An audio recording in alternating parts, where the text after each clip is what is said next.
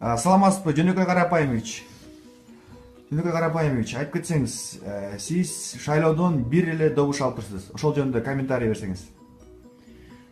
Эми бул жашоодо баары боло берет экен да өзү. Жашоодо боло берет, бирок туугандарыңыз, балдарыңыз, үй бүлөңүз кимге шайлады? 5 балам бар. Балдарыңыз шайлоого жарабаса керек, Жарайт, жашы жеткен. Бирок алар мага бир аз сомнение да. Мага шайлаган жок алар. Аялыңызчы? Аялым байкуш не кылсын? Салды мага.